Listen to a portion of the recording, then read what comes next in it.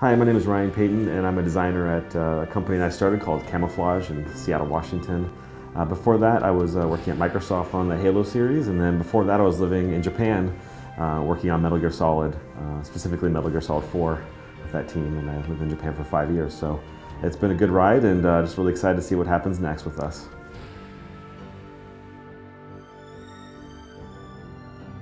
Yeah, for me, Shenmue is one of those seminal games in my life, right? One of the games that really changed the way I thought about, the game industry, what I want to do in the future.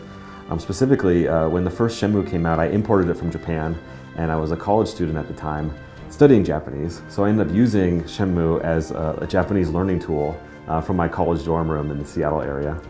And so I was able to learn lots of interesting words via Shenmue. I remember specifically, like a lot of the characters were using like this term like a kashira, and I was always curious, like what does that actually mean? But it really just brought me back to my time as an exchange student living in Japan. That was in the 90s, but even the architecture is very similar, even though the game is set in the 80s. So even just walking around those towns in Shenmue just really brought me back to, when I was, a high school student, visiting Japan for fun. The way that the Japanese have their last names, right in front of their houses on the street and things like that. All the details and stuff like that just really made me think about, wow, it's amazing how far games have come. It's amazing how immersive this game is. Most creators, wouldn't, or studios would never go to the bother with this kind of details that Yu Suzuki and his team put into the game, and that really just left a lasting impression on me. Other kind of interesting, memories when it comes to Shenmue is, playing it, in Japanese, really getting that full experience, and then playing into English and seeing like how it was translated. Seeing the different things that, what English and having a full understanding of the story, what it brought to me. And it really just got me hooked in terms of I want to know what happened next. So when we saw that Shenmue 2 was coming out, really got excited. And I'm just a fan, personally, I'm just a huge fan of really epic, big things. When you look at my favorite games of all time, whether it's Metal Gear or Halo, those are the games that I love. I'd love to be kind of associated with. And so the scope and scale of this multi-chapter universe that I had read in these magazines, these Dreamcast magazines, about what Yu Suzuki was creating was just so inspiring to me.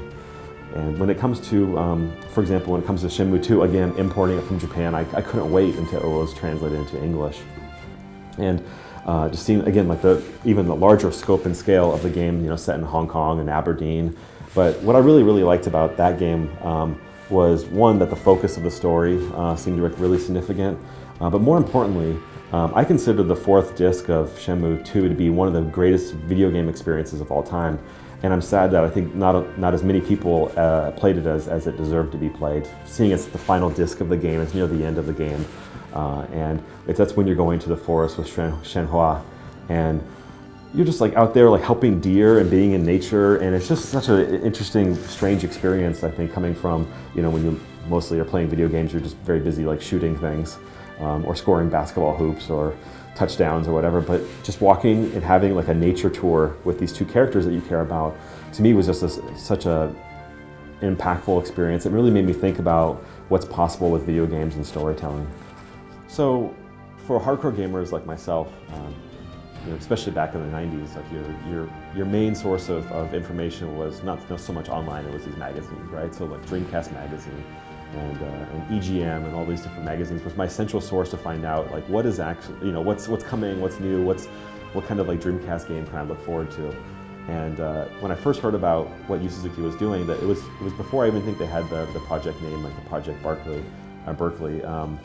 It was just labeled as a virtual fighter RPG, and to me that instantly like hooked me, because I like fighting games, but I'm much more about story and the fusion of game design and story.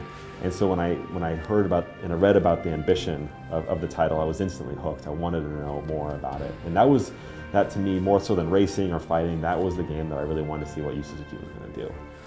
So because the game is of such great scope and scale, it obviously took a long time for the game to come together, and one of the avenues they took to get people ready for the experience was this disc called What's Shenmue, and like checking that out was also just like, it just whetted my appetite even more about that. Again, just like the the scope of what they're looking to build just seemed like unreal to me at the time. And even looking back and going back and playing the game, it's still ridiculous what they ended up building. Again, like the attention to detail and everything. So yeah, I just have the utmost respect for, I think, what Yu Suzuki and the team was looking to do. And the influence of the game, I think, is very clear when you look at where games are right now in 2015. And I look at it as like one of those projects that just like really touched me on a personal level and really inspired me to like want to make a career out of out of something in the game industry.